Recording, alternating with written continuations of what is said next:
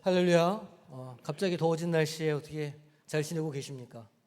얼굴이 다 벌거신 게 약간 좀 더위를 좀 이렇게 경험하신 것 같은 그런 표정들이시네요. 갑자기 더워져가지고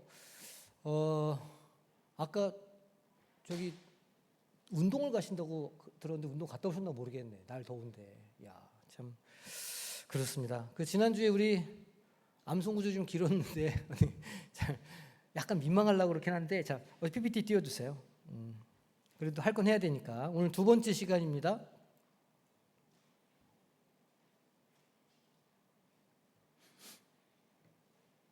자, 오늘은 선지자들의 메아리, 이사야, 스가랴 그리고 묵시문학에 대해서 우리가 좀 더 오늘 이야기를 좀 나눠 보겠습니다.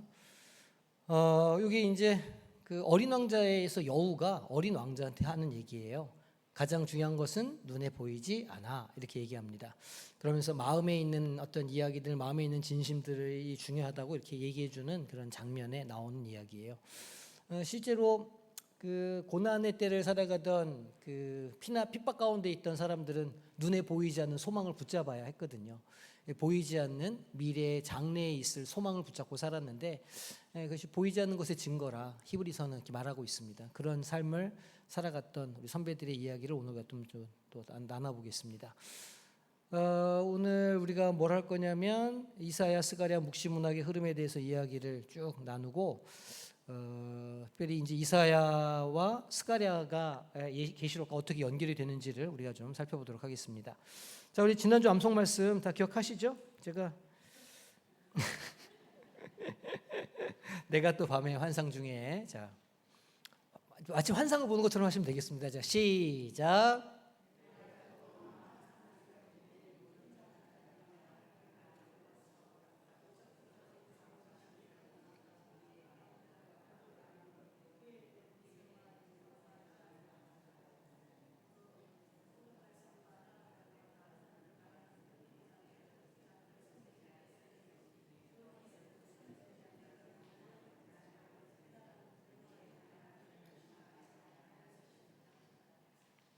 아멘.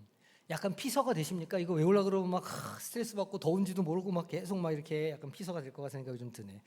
고생하셨습니다. 근데 중요한 구절이에요, 굉장히. 이런 구절들은 마음에 딱 담아두시면 굉장히 신앙생활하는데 유익이 됩니다. 우리 지금 이 교재를 제가 잘못 만들어가지고 그 주에 리퀘스트를 그 주에다 넣어놨어요. 다음 주를 하나씩 밀어서 우리가 봐야 됩니다. 그래서 요 질문은 지금 우리 교재에는 지금 없는 건데 요 화면 PPT로 우리 해보도록 하겠습니다. 다니엘 7장에 묘사된 인자 같은 이의 환상은 계시록의 그리스도론에 어떤 영향을 미쳤는가 하는 거예요. 우리가 지난주에 다뤘던 내용이거든요. 어떤 내용이냐면 그러니까 하늘 구름을 타고 와서 옛적부터 항상 계신 이로부터 영원한 나라와 권세를 받는 인자 같으니, 인자는 사람의 아들이라 그런 뜻이거든요. 근데 이제 이게 이 구약 시대에서는 메시아에 대한 호칭으로 이렇게 사용이 됩니다. 이렇게 다니엘에 나오는 인자 같은 이는 그대로 계시록에서 이어져서 만왕의 왕이요 만주의 주로서 구름을 타고 재림하시는 예수 그리스도의 모습으로 이렇게 바뀌어서 드러납니다. 그대로 그 이미지를 사용하게 돼요. 하나님 예수님의 그 영원한 통치와 심판의 어떤 권위는 계시록의 중심 주제 중에 하나죠. 그 세상을 심판하신다, 세상의 창조주가 되신다. 이게 이제 중심 주제인데 이게 다니엘의 환상에 그 뿌리를 두고 있다는 거예요. 우리가 지난주에 이제 이 얘기를 했었고, 두 번째 질문은 에스겔 40장에서 48장이 묘사된 새 성전과 그곳에서 흘러나오는 생명수의 강 그리고 회복된 땅의 모습은 계시록의 새 예루살렘 비전에 어떤 영감을 주었는가라는 거예요. 그러니까 에스겔의 그 새 성전 사상이 계시록에 어떻게 연결이 되었나는 거였어요. 그래서 보시면 새 예루살렘 성의 영광스러운 모습, 각종 보석으로 단장된 성벽과 기초석, 또 성 중앙에 흐르는 생명수 강, 또 강가에 있는 생명나무, 이 에스겔에 나온 환상이 그대로 나중에 그 새 예루살렘의 모습으로 계시록에서 다시 한번 반복해서 드러난다, 이렇게 말씀을 드렸습니다. 하나님이 그 가운데 임재하시는 그 환상은 에스겔에 나온 것과 거의 똑같다 이렇게 봐도 무방하죠. 이것은 에스겔이 보았던 회복과 새 창조의 소망이 계시록에서도 예수 그리스도를 통해서 성취되는 것을 우리에게 보여준다 하고 있어요. 이게 파란 색깔이 잘 안 보이시나요? 지난주에 제 처가 이게 안 보인다고 글씨가. 색깔을 좀 바꿔야 되겠네. 빨간 바탕은 잘 보이세요? 그것도 잘 안 보이시는 것 같구나. 색깔을 이 글자를 좀 두껍게 하든지 해야 되겠네. 이렇게 반응이 없는 걸 보면 이게 뭐가 안 보이시는 거죠. 알겠습니다. 자, 그러면 오늘 우리가 어떤 내용을 다룰 건지를 좀 살펴보면, 먼저는 구약의 그 지평, 그러니까 구약의 경계를 우리가 좀 보는 건데요. 1장에서는 다니엘서와 에스겔서를 우리가 보면서 계시록의 중요한 구약의 뿌리를 우리가 봤는데, 오늘은 이사야서와 스가랴를 중심으로 그 지평을 좀 더 넓혀 보는 거예요. 이사야 선지자가 뭘 선포했냐면 새 하늘과 새 땅의 비전을 선포합니다. 우리가 잘 알고 있는 말씀이잖아요. 그리고 하나님을 대적하는 세력의 상징이 뭐였냐면 바벨론이에요. 왜냐하면 그 시절에 바벨론 포로 시절을 살았기 때문에, 바벨론에 의해서 멸망을 당했었기 때문에 그 바벨론에 대한 심판을 이사야는 말하고 있습니다. 그런데 이것이 이제 요한계시록의 어떤 종말론적인 이해를 바탕으로 하게 된다는 거예요. 그런 내용들이.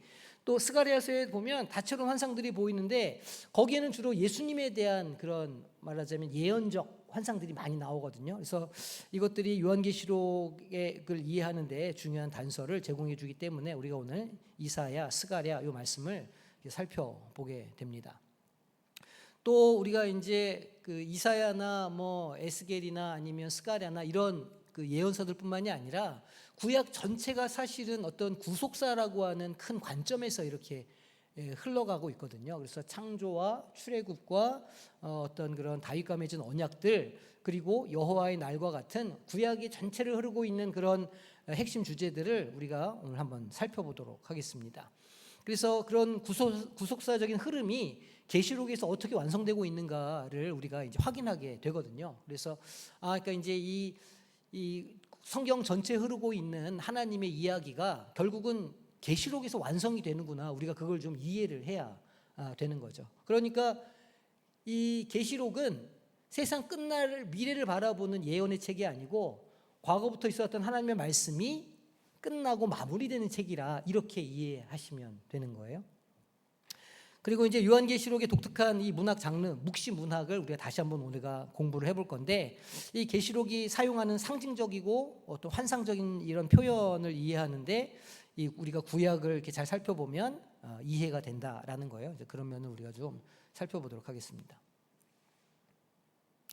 그래서 요한계시록이 그냥 몇몇 선지자서의 영향을 받았다. 예를 들면 뭐 우리가 지난주 봤던 다니엘, 에스겔, 오늘 볼 이사야, 스가랴의 영향을 받은 책이다. 이렇게 딱 경계를 짓는 것이 아니고 구약 전체의 그 어떤 예언적 전통, 하나님의 어떤 섭리, 그런 주제들을 집약하고 완성하는 책이구나라는 것을 우리가 오늘 그 바탕을 이제 살펴보도록 하겠습니다. 그럼 이제 우리가 이사야의 이야기를 좀 해봐야 되는데, 이사야서만 가지고도 굉장히 많은 이야기를 할 수 있어요. 지난달에 헌신예배할 때 이구 목사가 와서 이사야를 작은 성경이라 이렇게 아마 했던 이야기가 기억이 나실 거예요. 66권, 성경 66권인데 이사야서가 66장으로 이루어져 있고, 구약과 신약을 나눈 것처럼 이사야도 그렇게 구성이 됐다. 이제 그런 이야기를 들으셨을 텐데, 실제로 이사야가 그러면서 굉장히 공부를 해보기 좋은 선지서예요. 그러니까 그냥 쭉 그걸 읽어나가면 이야기가 참 쉽지가 않은데, 우리가 이제 다음 텀이나 다다음 텀 정도에는 한번 이런 이사야서나 에스겔 같은 이 선지서들을 다시 한번 좀 살펴볼 기회를 갖긴 할 거거든요. 근데 어쨌든 미리 좀 그 내용들을 좀 살펴보면 가장 중요한 건 새하늘과 새 땅에 대한 비전입니다. 이걸 우리는 뭐라고 부르냐면 신약 시대에는 하나님의 나라라고 부르기도 하고 천국이라고도 불러요.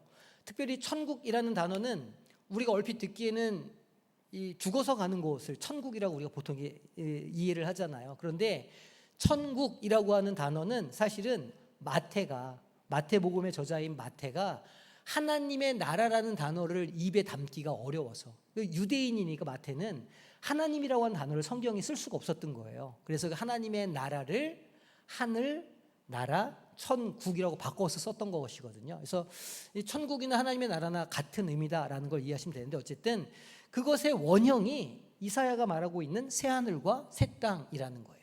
그러니까 이제 계시록에서 마지막 20장 21장 가면은 그 예수님의 재림 예수를 그냥 바라보면서 요한이 생명수 나무가 자라고 막 성전이 회복되는 환상을 볼 때 그 이전 것은 다 지나갔으니 새 것이 되었다고 하는 그것이 이 새 하늘과 새 땅에 대한 비전을 그대로 계승한 것이라 이것을 기억하시면 됩니다. 이전 것들이 기억되지 않는 완전한 뭐가 있을까요? 새로운 것이다. 하나님은요, 무엇인가를 창조하실 때 완전히 새로운 것을 창조하시는 분이에요. 왜냐하면 하나님은 무에서 창조를 하시는 분이시거든요. 인간들은요, 그러니까 우리 인간들도 하나님의 성품을 닮아있기 때문에 뭘 만드는 것을 좋아하거든요. 발명가들도 많고 새로운 것들을 많이 만들어내요. 그런데 근본적으로 인간의 창조는 없던 것에서 있던 것을 만드는 게 아니에요. 있던 것들을 이렇게 해가지고 만드는 것이니까 하나님의 창조와는 근본적으로 다르죠. 그런데 이 새하늘과 새 땅의 비전도 이전에 있던 모든 것들로부터 완전히 단절된 완전히 새로운 창조의 어떤 비전을 갖고 있어요. 새하늘과 새 땅이라는 것. 우리가 마치 이 예수 그리스도의 보혈로 씻고 중생을 하면 우리가 새 사람이 되잖아요. 하나님께서 우리가 중생을 하게 되면 우리 하나님의 아들 양자로 삼아주시잖아요. 신분이 완전히 변하거든요. 이전에는 없던 신분이 생기고 이전에는 없던 권리가 우리한테 생기는데 그런 게 새로운 창조의 비전인 거거든요. 그게 새 하늘과 새 땅의 어떤 현실적인 오늘의 모습이라고 할 수 있어요. 나는 똑같은데, 나는 똑같죠. 하지만 우리의 무엇이 변하냐면 신분과 자격이 변한다. 그런 게 새 하늘과 새 땅에 있는 완전한 새로움의 어떤 오늘의 모습이라 할 수 있습니다. 그 새 하늘과 새 땅은 어떤 곳이냐면 슬픔과 죽음, 고통이 없는, 그것이 없는 곳은 뭘까요? 영원한 기쁨과 평화가 있는 곳이라는 거예요. 이사야가 이 새 하늘과 새 땅을 이렇게 선포할 때 지금 그들의 현실은 어떻다는 거예요? 지금 그 바벨론 포로를 살고 있는 사람들의 현실은 어떻다는 겁니까? 슬픔과 죽음과 고통이 있는 상태라 그 말이에요. 그러니까 하나님께서 주시는 이 새하늘과 새 땅은 지금의 상태가 아닌 지금의 상태와 완전히 다른 전혀 새로운 상태를 말하는 것이고 그것이 기쁨이 충만하고 평화, 즉 하나님의 샬롬이 충만한 상태를 말하는 것이다 라는 걸 보시면 돼요. 계시록 21장 4절 말씀을 보니까 뭐라고 그러죠? 같이 읽어볼까요? 자, 시작.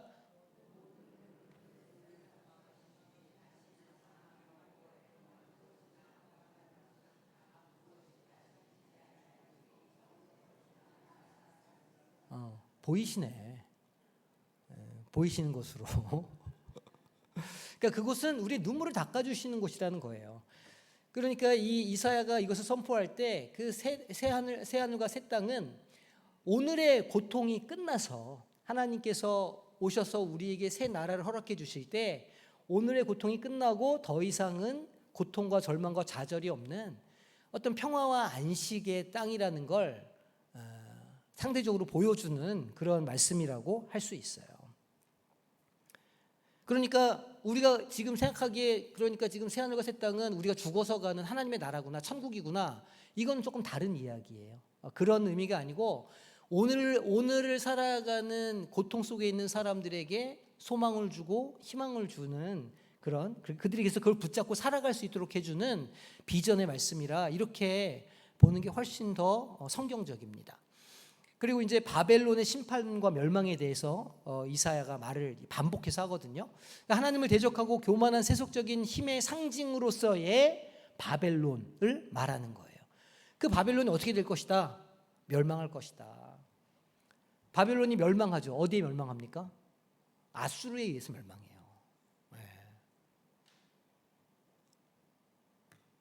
계시록 17장 18장에 큰 성 거기도 뭐라고 썼냐면 계시록에도 바벨론이라고 나와요.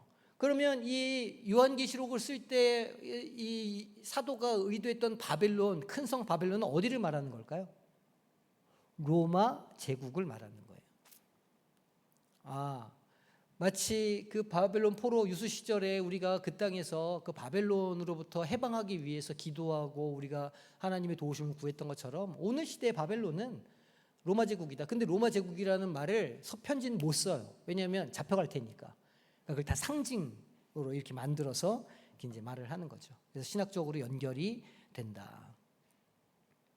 계시록 17장 4절 5절 보면 바벨론을 어떻게 묘사하냐면 그 여자는 자줏빛과 붉은빛 옷을 입고, 왜 자줏빛과 붉은빛 옷을 입었을까요?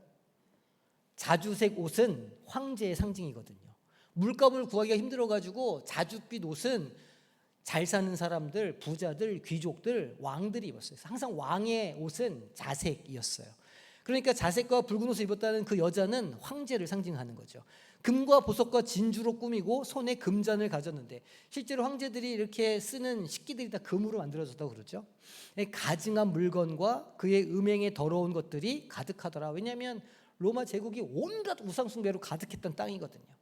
그의 이마에 이름이 기록되었으니 비밀이라 큰 바벨론이라 땅의 음료들과 가증한 것들의 어미라 하였더라. 이렇게 이제 바벨론, 그러니까 로마 제국을 묘사합니다. 실제로 로마가 이렇게 지배했던 그 땅의 가장 일반적이고 또 가장 중요한 신 중에 하나가 뭐였냐면 뭐 제우스나 이런 로마의 신들이 아니에요. 실제로 이 시대의 로마 제국에서 가장 추앙받던 신은 뭐였냐면 아데미였어요. 아데미 신. 그게 이제 그리스 로마 신화로 가면 비너스로 바뀌는 것이고, 우리가 알고 있는 아데미가 이렇게 가슴 둘레로 가슴이 막 수십 개가 달려있는 신상이 있거든요. 그러니까 모든 자연의 어미, 그런 신이 있어요. 아데미상. 그래가지고 그 아데미 때문에 난리가 나는 얘기가 사도행전에도 나오잖아요. 그러니까 이거 보면 약간 아데미의 이미지를 가지고 있는 거예요. 그러니까 그 로마 제국이라고 하는 나라는 약간 아데미로 표현될 수 있는 그 우상 덩어리다라고 계시록에서 그렇게 이제 상징적으로 비유적으로 표현을 하고 있는 거죠. 그리고 또 이사야에 또 어떤 얘기가 나오냐면 고난받는 종의 노래, 우리가 잘 알고 있죠. 그리고 죽임당하신 어린 양이 나와요. 그래서 이사야 53장에 너무 유명한 말씀인데, 그 죄가 없이 고난받고 죽임을 당하지만 그 대속적 죽음으로, 대속적 죽음이라는 건 무슨 뜻이에요? 그렇게 죽으셔서 누구를, 우리를 믿는 자들을 대신 사셨다. 대속이라는 건 값을 지불했다 이런 뜻이잖아요. 그러니까 대속적 죽음으로 우리를 구원하시고 승리하는 종의 모습을 이사야는 그리고 있어요.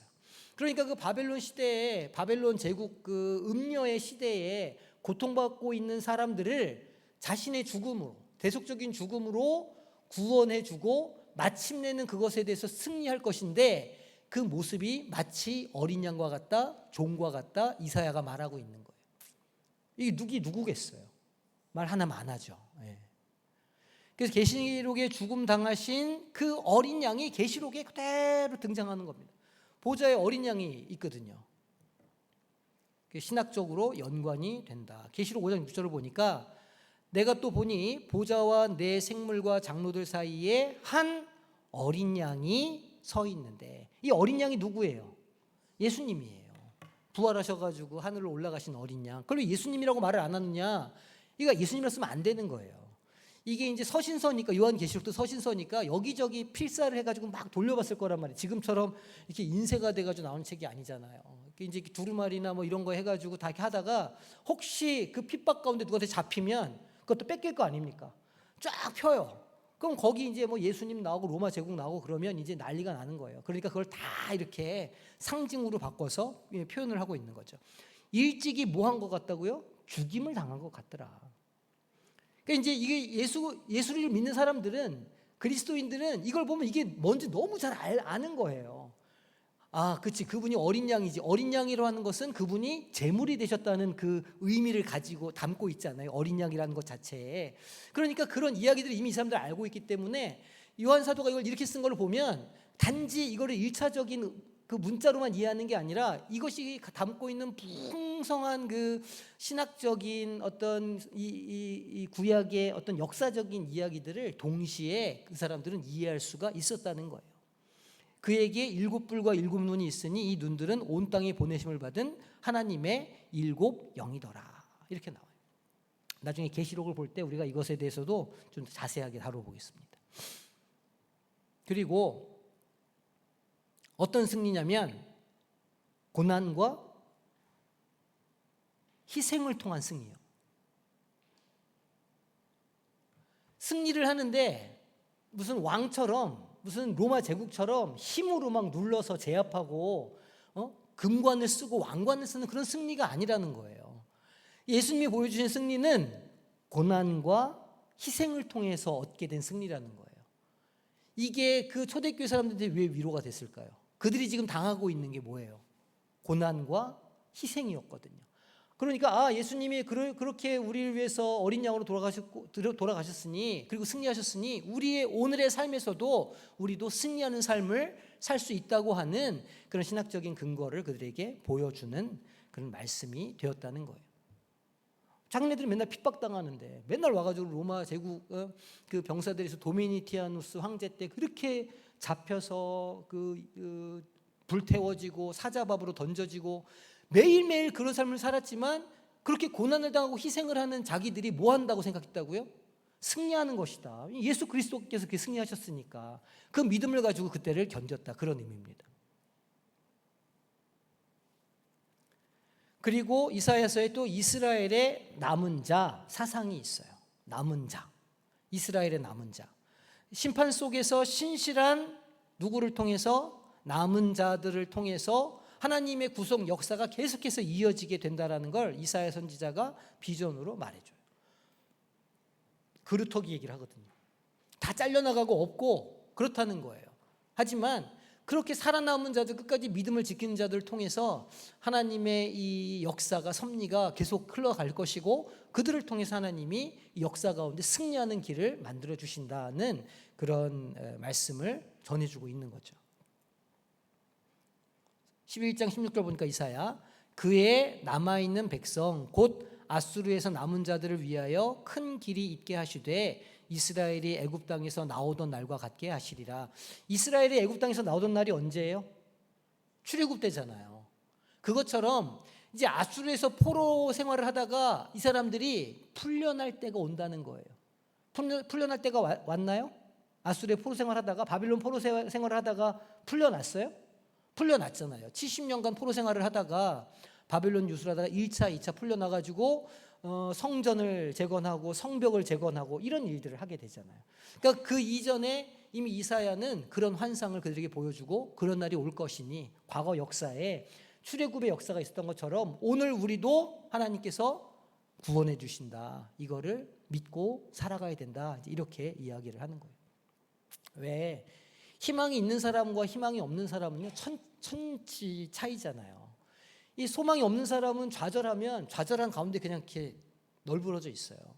근데 소망이 있는 사람은 삶에 좀 고난이 있고 어려움이 있어도 다시 일어나는 거예요. 오뚜기처럼 희망이 있으니까.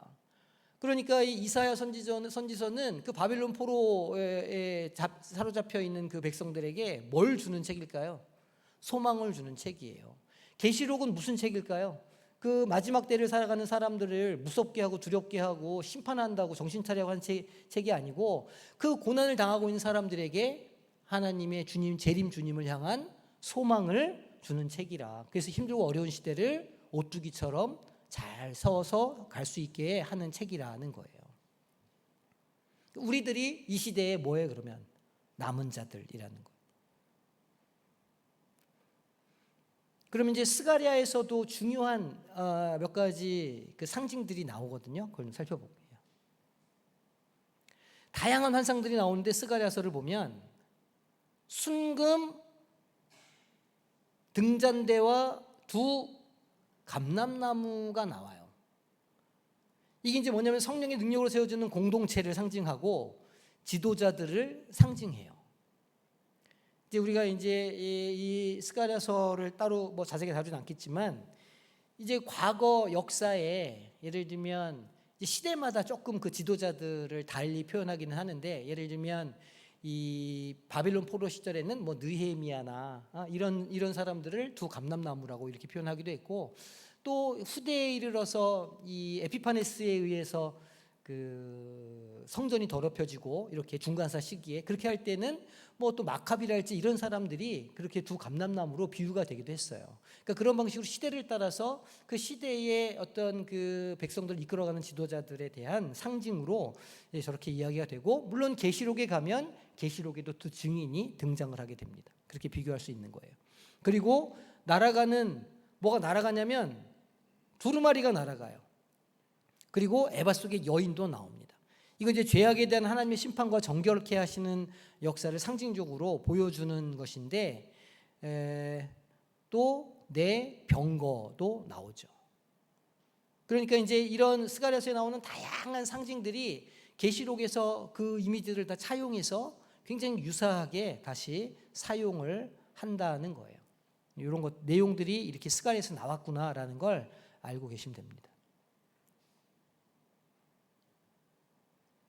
그리고 메시아에 대한 구체적인 예언들이 스가랴에 엄청 많이 기록이 되어 있어요. 예를 들면 겸손의 왕은 뭘 타고 예루살렘에 입성하신다고요? 나귀를 타고요. 네. 가오가 안 쓰죠. 나귀를 타고 입성하는 건. 왜냐하면 로마 제국의 뭐 병사들이 장군들은 다 멋진 말을 타고 다녔거든요. 근데 왕이라고 하는 자가 그 나귀를 타고 들어온다는 건 참 상상할 수가 없는 일이에요. 근데 스가랴가 나귀를 타고 입성한다라고 예언을 했고, 예수님께서 그대로 똑같은 방식으로 입성을 하시죠. 시온에 따라 크게 기뻐할지어다, 예루살렘에 따라 즐거이 부를지어다. 보라, 내 왕이 내게 임하시나니 그는 공의로우시며 구원을 베푸시며 겸손하여서 나귀를 타시나니 나귀의 작은 것 곧 나귀 새끼니라. 그러니까 뭘 타기는 타셔요. 뭘 타기는 타시는데 나귀도 그냥 큰 나귀가 아니고 어린 나귀를 탄다는 거예요. 그러니까 이게 보통 사람들이 생각하는 왕과는 굉장히 이미지가 다른 걸 이야기하고 있죠. 또 그들이 찌른 바 그를 바라보고, 요한계시록 1장 7절에 직접 인용돼서 재림 그리스도가 바로 십자가 고난의 주님과 같은 분이라는 걸 강조를 하고 있어요. 누가 찔렀죠? 로마 병정이, 그죠? 찌르고 또 뭘 부러뜨렸죠? 부러뜨리려고 하다가 안 부러뜨렸죠. 다리를 꺾으려고 하다가 안 꺾었잖아요, 예수님이. 스가랴 10장 10절을 보니까 내가 다윗의 집과 예루살렘 주민에게 은총과 간구하는 심령을 부어주리니 그들이 그 찌른 바 그를 바라보고 그를 위하여 애통하기를 독자를 위하여 애통하듯 하며 그를 위하여 통곡하기를 장자를 위하여 통곡하듯 하리로다 라고 기록하고 있어요. 그를 찌른 바, 예수님이 십자가 위에서 찔림을 당하셨죠. 또 칼에 맞을 목자와 흩어지는 양떼에 대해서도 예언을 하고 있어요. 이것은 예수님의 순환과 제자들이 뿔뿔이 흩어지는 것을 예고하는 말씀이죠. 스가랴서 13장 7절 말씀을 보니까 만군의 여호와가 말하노라, 칼아 깨어서 내 목자 내 짝된 자를 치라. 목자를 치면 양이 흩어지려니와 작은 자들 위에는 내가 내 손을 들이우리라 라고 예언을 하고 있습니다.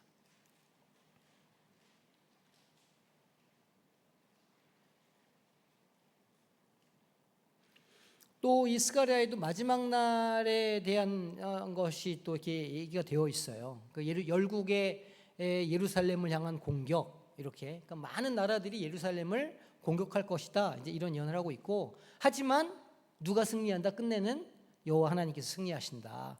그리고 당연히 예루살렘을 회복시켜 주신다. 그리고 온 열방 만민에게 예배를 받으실 것이다. 이제 이렇게 예언을 하고 있습니다. 그래서 요한계시록의 마지막 전투와 새 예루살렘 비전과 같은 주제로 연결이 된다는 거예요. 그 요한계시록에도 마지막 전쟁이 나오죠. 우리가 흔히 아마겟돈이라고 말하는 전쟁이 기록되어 있습니다. 이게 이제 새 예루살렘의 비전과 연결이 돼요. 그 많은 학자들이 이제 그 예루살렘이 폐허가 된 때를 몇 번을 이렇게 이제 얘기를 하거든요. 첫 번째 성전은 다윗의 성전이었잖아요. 그걸 이제 제1성전기라고 불러요. 그러니까 솔로몬의 성전. 솔로몬의 성전이 언제 무너지느냐? 바벨론 아수르에 의해서 바벨론이 침공했을 때 아수르 바벨론에 의해서 완전히 성전이 다 무너지죠. 그렇게 무너진 성전이 이 바벨론 유수 시절 이후에 그 느헤미야와 에스라에 의해서 다시 수복이 되잖아요. 그게 제2성전이에요. 제2성전. 그러니까 제1성전기, 제2성전기 이렇게 성전으로 구분을 하거든요. 그러니까 이제 고쳐놓은 성전이 그렇게 와서 수복한 성전이 되게 으리으리했을까요? 아니면 그냥 그랬을까요?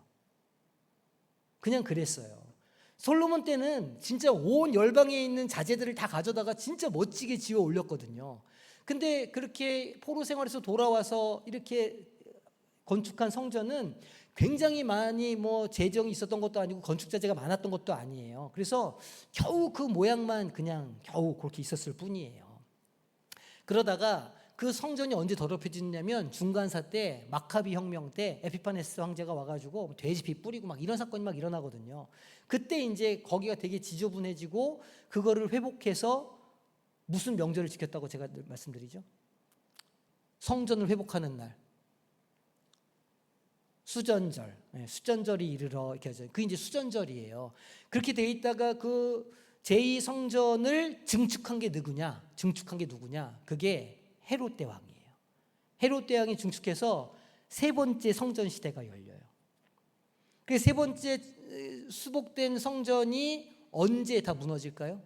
AD 70년에 로마의 티투스 황제에 의해서 무너져요. 그 위를 다 금칠을 해놨다고 그랬잖아요. 지붕을. 그 금을 벗겨가려고 진짜 돌 위에 돌 하나도 남기지 않고 다 무너뜨려서 그걸 다 긁어갔다고 그러는 거예요. 그 금으로 도장한 거를. 그래서 완전히 성전이 없어지거든요. 그래서 이 새 예루살렘의 비전을 얘기할 때는 그 새 시대에 어떻게 회복이 되고 있는가를 보통 연구를 하거든요. 학자들이. 너무 제가 자세히 나갔나요? 새 예루살렘 비전은 성전의 무너짐과 회복과 관계가 있다. 이걸 이해하시면 되고 역사상 총 3번의 그런 기회가 있었다는 거예요. 스가랴서 이제 그런 이야기가 나오고 이제 묵시문학을 우리가 다시 한번 좀 정리를 해보겠습니다. 장르, 주제, 목적인데 우리가 정의를 지난주에 우리 했었어요. 계시하다, 드러내다라는 헬라어 뭐에서 유래했다고 기억나십니까? 그렇죠. 아포칼립시스에서 유래했는데 아포칼립시스는 덮여 있는 것을 벗겨내다 이런 뜻이라고 했어요. 이걸 영어로는 디스커버다 이렇게 말하는데 디스커버.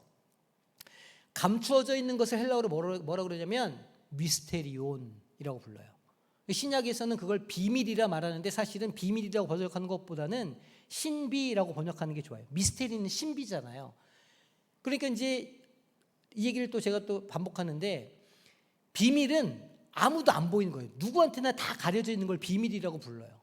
그러니까 비밀이면 믿는 사람들도 모르고 안 믿는 사람들도 모르는 거예요.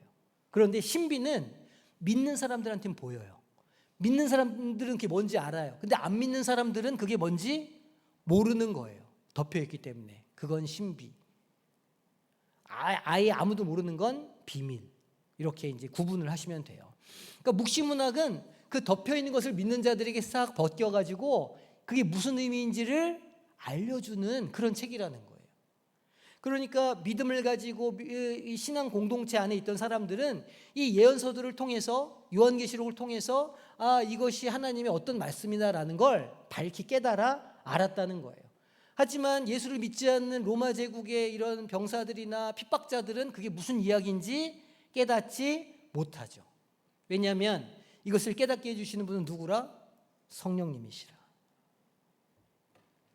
하나님의 비밀스러운 계획, 특히 종말에 관한 것을 환상과 상징을 통해서 드러내는 문학의 양식이 묵시문학이다 말씀을 제가 드렸고요.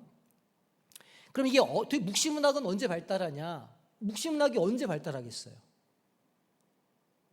그렇죠. 나라가 막 멸망하고 잡혀가고 위기에 막 처할 때, 국가가, 나라가, 민족이 위기에 처할 때 그럼 묵시문학이 발달을 해요. 특별히 굉장히 폭력적이고 폭압적인 그런 압제가 시작될 때, 국가적인 위기나 극심한 종교적 박해 상황 속에서 묵시 문학이 발달한다는 거예요. 바벨론 포로기 이후에 발달했고, 마카비 혁명 전후로 그 중간사에 발달했고, 그리고 물론 로마 제국 시대에도 발달했다. 박해가 심해질 때. 그럼 묵시문학의 특징들이 있습니다. 우리가 지금 이사야, 에스겔, 다니엘, 또 스가랴 이렇게 봤지만 특징들이 있는데 뭐냐면 역사관이에요. 역사관. 묵시문학의 역사관은요, 역사적 이원론이 있는데 지금의 시대를, 우리가 고난당하는 시대를 악한 시대라 규정합니다. 그리고 하나님께서 분명히 미래에 새로운 시대를 열어주신다, 새하늘과 새 땅을 열어주신다라고 이야기해요. 그러니까 우리가 고난당하고 있는 시대는 악한 시대, 그리고 이 악한 시대는 반드시 하나님이 끝내시고 새로운 시대를 열어주신다, 이렇게 역사적 이원론을 가지고 있어요, 묵시문학이. 두 번째는 우주적인 이원론이에요. 시간상으로 그렇게 두 시대를 구분하는 게 아니라 같은 공간에 두 나라가 존재한다는 거예요. 그러니까 이거를 뭐라고 부르냐면 우주관이라고 부르는데, 하늘과 땅이 대립하고요, 영적 존재들이 있다는 거예요. 우리 눈에는 그냥 사건 사고처럼 보이지만 사실은 그 사건 사고를 뒤에서 조종하는 건 누가 있다는 거예요. 악한 사탄 마귀의 세력이 있다는 거예요. 그러니까 이 세상은 전쟁터예요. 눈에 보이지는 않지만 무슨 세력? 악의 세력과 그 다음에 하나님의 세력과 싸우는 전쟁터라는 거예요. 보기에는, 눈에는 보이진 않는데 영적으로는 두 가지 세계가 충돌하고 있는 곳이 이 세상이다. 그래서 이 세상은 필연적으로 뭐가 있다? 영적 전쟁이 있을 수밖에 없다는 거예요. 이건 신약 시대만의 이야기가 아니거든요. 이건 이미 구약의 묵신 문학에서도 내려오는 전통이에요. 우리 학기 중에 김승희 목사님이나 이렇게 수업을 들으신 분들은 아마 얘기를 들으셨을 거예요. 조로아스터교 공부하셨어요? 네, 조로아스터교 공부하셨죠? 조로아스터교가 이 이원론을 굉장히 강하게 갖고 있던 종교였거든요, 바벨론 제국 시대 때. 그래서 그 영향을 받았을 것이라 많은 학자들이 이야기를 하기도 합니다. 자, 그리고 또 이 묵시문학의 특징이 뭐냐? 상징주의, 상징들이 많이 나온다는 거예요.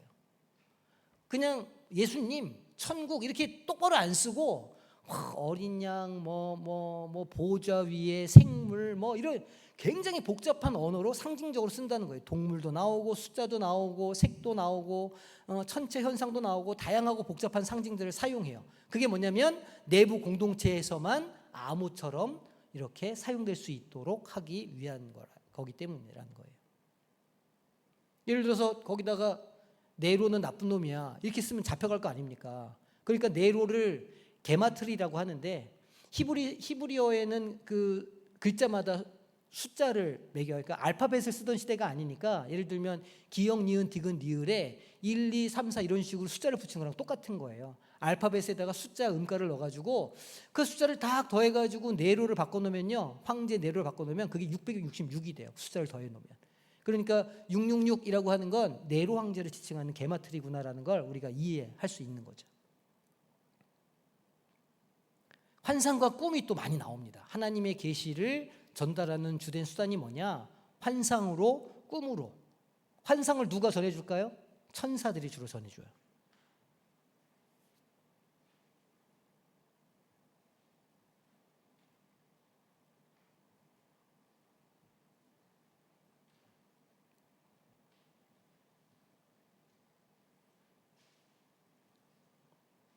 또 특징들이 있죠. 지금 얘기했던 환상들 누가 보통 준다고요? 천사들이 나와요. 그래서 이 천사에 대한 그 천사 숭배가 중세 시대까지 이어집니다. 그래가지고 그 캐톨릭에는 그렇게 천사가 많아요. 성인들이 다 천사가 된다고 하거든요. 그래서 무슨 이제 다신교의 영향인데, 천주교에 보면, 역사적으로 보면 무슨 목공의 성인, 네? 이런 성인도 있고, 무슨 이 석쇠 그 돌 깨는 석공의 성인, 이런 식으로 자기 직업에 따른 성인들이 다 존재할 정도예요. 다 천사들이라는 거예요. 자기의 직업을 도와주고 어떤 그런 것들을 이렇게 함께하는 존재로서의 천사들에 대한 문화가 오랜 시간 남아 있었어요. 묵시 문학의 전통인 거죠. 또 예언의 성취와 종말론적인 기대를 하게 해요. 하나님의 약속이 성취된다는 거. 그 약속은 뭐냐면 결국 악에 대해서 승리한다는 약속이에요. 그래서 그 고난을 견디고 믿음을 지킨 그 의인들은 결국 구원받고 하나님의 영광에 참여하게 될 것이라 라고 하는 내용을 묵시문학은 가지고 있어요.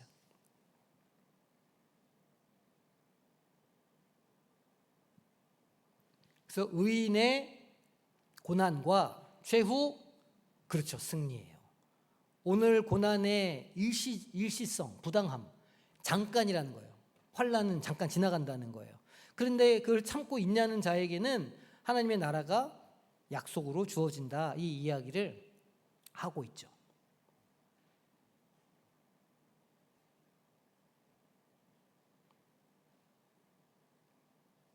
그래서 이제 계시록도 묵시문학인데 그 문학 특징을 정말 잘 보여줘요. 그러니까 신약에 있어서의 묵시문학이 뭐야? 그러면 계시록 딱 있어요. 그리고 계시록 말고도 초대교회에 이렇게 있던 묵시문학의 책들이 있었는데 다른 것들은 정경에 포함되지 않았어요. 너무 막 천사 숭배가 강하거나 막 너무 막 이렇게 간 것들은 정경에 딱 안 넣고 이렇게 요한계시록만 정경에 포함이 되어 있어요. 그러니까 요한계시록 말고도 다른 묵시 문학들도 있었다라는 것 정도만 알고 계시면 됩니다. 이 장르적인 어떤 그런 형태나 세계관의 이해는 그래서 계시록을 이해할 때 아주 중요하다. 너무 당연한 얘기죠. 그리고 이제 구약의 다른 주제들도 계시록의 배경이 되는데, 예를 들면 창조나 타락이나 언약과 같은 구속사에 있어서의 큰 줄기로서 계시록이 완결편이다라는 것을 우리가 이해할 필요가 있고요. 그리고 또 거기에 있는 뭐가 있냐면 출애굽의 모티브가 있어요. 그러니까 출애굽의 주제가 계시록에도 계속 나옵니다.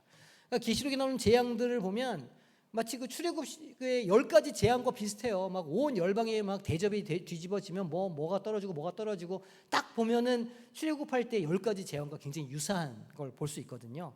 그게 다 출애굽의 모티브에서 온 것이라고 할 수 있어요. 그리고 마지막 그 문지방에 어린 양의 피를 발라서 패스오버 데이를 경험하는, 그 유월절을 경험하는 그 하나님의 구속사를 이 계시록도 그대로 받고 이어가고 있다는 거죠.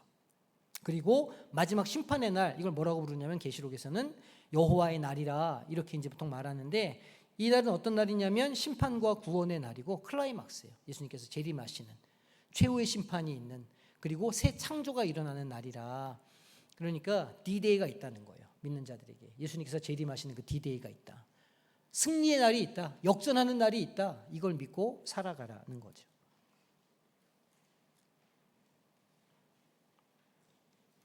자, 그러면 이제 우리가 간단하게 질문을 해봅시다. 이사야 65장 17절에서 19절에 새 하늘과 새 땅이 나오는데, 이전의 하늘과 땅과 비교해서 그 새 땅이 뭐가 다르냐는 거예요. 그러니까 하나님께서 오셔서 우리에게 새롭게 해주시는 새로운 창조의 역사는 무엇이냐는 거예요. 이전 것은 기억되거나 마음에 생각나지 않는다, 이렇게 말씀하시고, 그러니까 오늘 우리가 겪고 있는 슬픔과 고통이 없는 완전한 뭐가 있을 거라고요? 새로움이 있을 것이라 말씀해 주시죠. 또 무엇이 기쁨이 될까요? 예루살렘은 기쁨이 되고, 예루살렘이 폐허여가지고 슬픔의 원인이었는데, 이유였는데, 예루살렘은 기쁨이 되고 그 백성은 즐거움이 될 것이라. 우는 소리와 부르짖는 소리가 다시 들리지 않을 거라.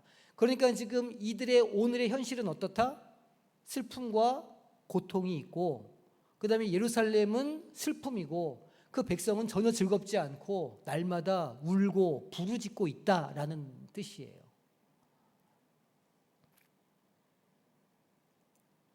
자, 두 번째, 스가랴서 4장 1절에서 6절, 스가랴가 환상을 보잖아요. 그 환상이 무엇이며 환상의 의미가 무엇이냐는 거예요. 자, 스가랴는 뭘 보냐면 순금 등잔대와 그름 기릇 7 등잔, 그 다음에 등잔대 곁에 있는 2 감람나무가 있는 환상을 보죠.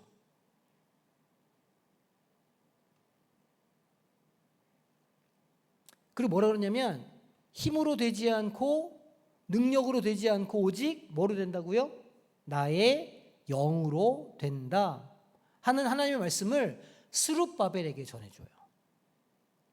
그러니까 성전 재건과 같은 하나님의 일을 할 때에는, 하나님의 사역을 감당할 때에는 사람의 힘으로 한 게 아니고 뭘로 해야 된다고요?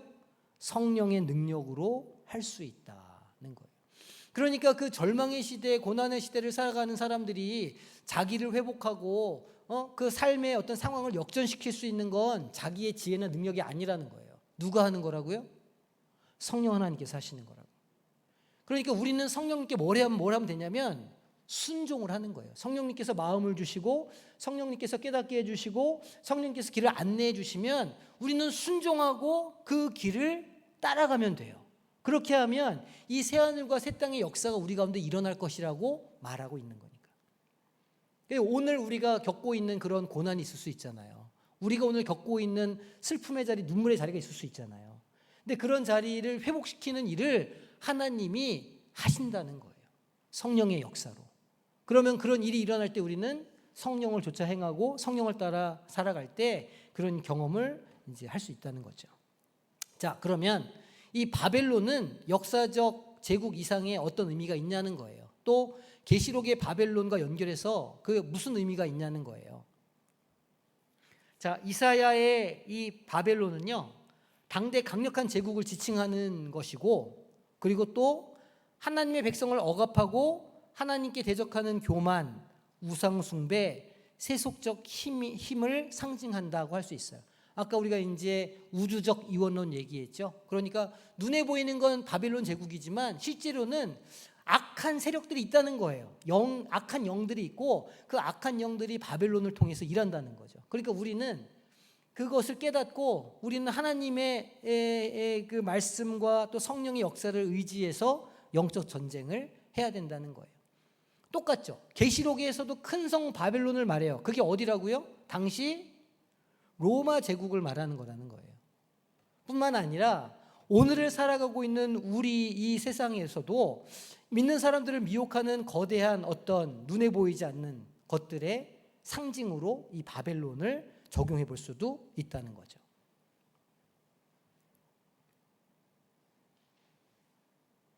이런 상징적인 해석은 묵시문학의 특징을 이해하면 당연히 그렇게 해석할 수 있는 것이라는 거죠.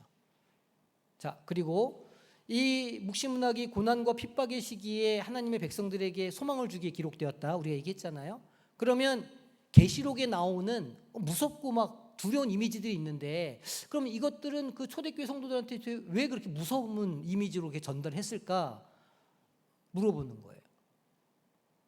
이 상징과 무서운 이미지들은요, 첫 번째로는 악의 세력이 강하다는 걸 표현하기 위해서예요. 로마 제국이 진짜 악랄했거든요. 그 도미티니 이제 몇 번의 그 10명의 황제 시대 때 점점 핍박이 심해지다가 도미티아누스 황제 시대 때는 진짜 그게 다 있었거든요. 그 시절에 다 땅 파고 들어가고 카타콤으로 들어가고 동굴 파고 들어가고 그럴 수밖에 없었어요. 왜냐하면 다 잡아다가 막 콜로세움에서 사람을 횃불로 쓰고 물에 빠뜨려서 수장시키고 그 그리스 로마 신화에 이제 보면 이카루스 같은 경우는 하늘을 날다가 날개가 녹아가지고 땅에 떨어져 죽거든요. 그래서 이카루스처럼 높은 데서 민다는 거예요. 그 사람을 죽이고 또 그 간을 새한테 쪼여서 맨날 했다고 그 여기를 다 파가지고 동물한테 내주고 그런 식으로 이렇게 잔혹하게 그리스도인들 핍박을 했다는 거 아닙니까? 그러니까 왜 이렇게 묵시문학에 무시무시한 표현들이 나오느냐? 그 시대가 그렇게 무시무시한 시대였다는 거예요. 그걸 우리가 더 알 수 있죠. 그러니까 성도들이 니네가 겪는 고통이 정말 힘든 고통이구나라는 걸 보여준다는 거예요. 그리고 동시에 그 무시무시하고 끝날 것 같지 않는 그 악한 시대가 결국 하나님의 심판으로 멸망할 운명이라는 걸 보여주는 거예요. 참아라, 인내해라는 거죠. 또 암호화된 상징들이 있잖아요. 이건 이제 외부에 있는 핍박자들, 예를 들면 로마 제국의 병사들이랄지 이런 사람들한테 그 의미가 어떻게 해요? 드러내는 게 아니고 그 의미를 도리어 감추기 위해서 그래서 내부 공동체 결속을 다지고 메시지를 안전하게 전달하는 기능을 했다는 거죠. 자, 그래서 궁극적으로는 하나님의 주권과 최종 승리에 대한 확신을 심어 주었다는 거예요. 이런 기능은 묵시문학이 단순한 예언을 전달하는 것을 넘어서서 그 고난당하고 있는 공동체를 위로하고 결속을 강화하는 목회적 목적을 가졌다는 거예요. 되게 중요하죠. 그러니까 이제 우리 공동체가 있는데 공동체가 고난을 막 당하고 있어요. 공동체 지도자가 이 사람들한테 용기를 주고 힘을 주고 흔들리지 않도록 붙잡아야 되는데 묵시문학이 그런 역할을 한다는 거예요. 공동의 적이 무엇인지를 보게 하고 고난을 이겨낸 선지자들을 기억하게 하고 과거의 역사를 돌아보게 하고 그래서 오늘에 있는 고난을 서로 이겨낼 수 있도록 하나로 만드는 목적을 가지고 있다. 그래서 목회적 목적이 있다. 이게 되게 중요해요. 목회적 목적이라는 건 오늘에 대한, 오늘을 살아가고 있는 사람들에 대한 이야기라는 거죠. 그러면 스가랴가 본 환상처럼 하나님의 일이 힘으로 되지 않는다, 능력으로 되지 않는다, 나의 영으로 된다는 이 말씀이 어떤 의미냐는 거예요. 오늘 우리에게. 우리가 신앙생활을 하거나 교회 일을 감당할 때 나의 경험, 재능, 인간적인 노력, 방법만을 의지하지 말라는 거예요. 너무 당연한 얘기죠? 모든 일에 있어서 무엇을 앞서면 안 될까요? 그렇죠. 성령 하나님의 인도하심을 앞서면 안 돼요. 겸손하게 하나님의 능력을 구하고 의지하라는 거예요. 동시에 저는 약해서 못합니다. 부족해서 못합니다. 이렇게 해서 저렇게 해서 못합니다. 핑계 대지 말라는 거예요. 또 요한계시록에서 교회가 세상에 강력한 반대에도 불구하고 하나님의 증인으로 사명을 감당하는 것은 그 시대를 지났잖아요. 요한계시록 그 로마 제국 시대를 초대교회 성도들이 견디고 지나갔거든요. 그러니까 우리가 지금 신앙생활을 하고 있는 거 아닙니까? 그거 견뎠다는 거예요. 그렇게 어떻게 견뎠느냐는 거예요. 그 무서운 시대를 성령의 능력을 받고 견뎠다는 거예요.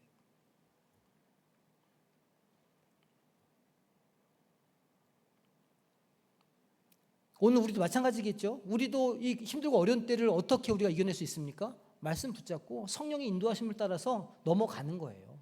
성령의 불을 받아서 힘든 때를 우리가 살아왔었잖아요. 이미 우리가 성령의 불을 받아서 힘든 때를 살아왔거든요. 오늘도 힘들면 또 그 성령의 불을 받아서 성령의 능력으로 우리가 오늘을 살아가야 된다는 거죠. 여호와의 날, 우리가 아까 얘기했는데 심판과 동시에 구원의 날이잖아요. 악인들에게는 심판의 날이요, 믿는 자들에게는 구원과 해방의 날이에요. 이게 우리에게는 어떤 의미가 있냐는 거죠. 여호와의 날이. 자, 삶이 어려움이 있고 위기가 닥치면 분명 힘들죠. 안 힘든 사람이 없어요. 그런데 한편으로는 우리 삶에 고난이 닥치면 우리에게 있는 어떤 죄악들, 불필요한 부분들을 깨닫게 되죠. 아, 내가 어떤 연약함이 있구나. 내가 뭐 실수를 했거나 잘못했구나. 그래서 하나님께 더 가까이 나아가게 하는 심판의 측면이 있어요. 여호와의 날에. 하나님이 오시니까 겸비해야 되잖아요. 10명의 처녀 중에 5명만 기름 등잔을 준비했던 것처럼 마지막 때를 살아가는 성도들도 늘 준비하면서 살아가야 돼요. 자기를 돌봐야 돼요. 마음을 지켜야 되는 거예요. 그러니까 그것은 심판의 기능이죠. 마지막 때를 준비하는. 하지만 동시에 그런 과정을 통해서 우리가 어떻게 돼요? 하나님 앞에서 연단받아요.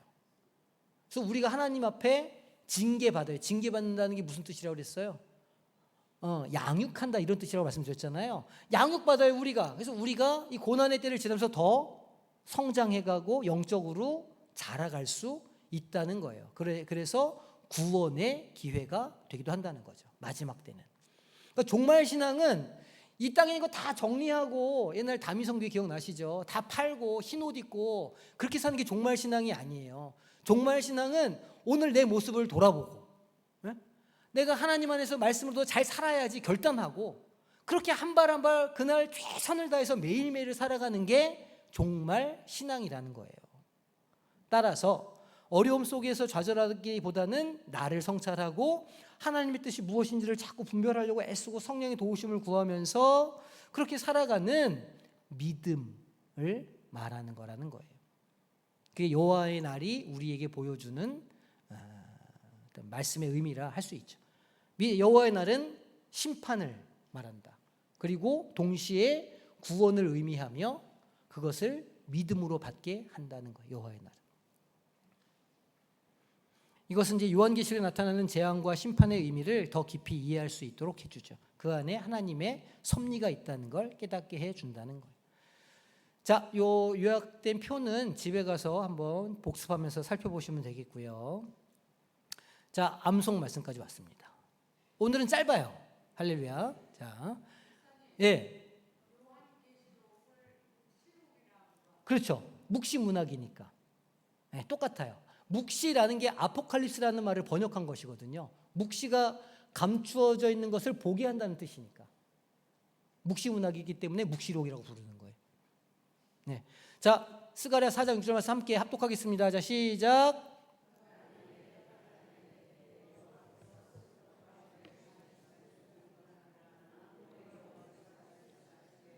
힘으로 되지 아니하며 능력으로 되지 아니하고 오직 나의 영으로 되느니라. 할렐루야. 네, 수고하셨습니다. 뭐 이번 주 거는 좀 가뿐하죠? 감사해요. 그 다음 주는요 아카데미가 없습니다. 다음 주는 제가 휴가라 그 다음 주는 그냥 수요 기도회로 모일 거니까 이 짧은 성경 구절을 몇 주를 외울 수 있어요. 2주를 외울 수 있어요. 할렐루야. 예, 은혜의 주도 이렇게 있는 거죠. 그러니까 다음 주에는 교재 안 들고 오셔도 돼요. 분명히 이제 봐요. 여기 내볼 때는 한 3분의 1은 교재를 들고 온다. 분명히 왜 도장 안 찍어주냐, 목사님 어디 갔느냐 분명히 얘기한다. 자.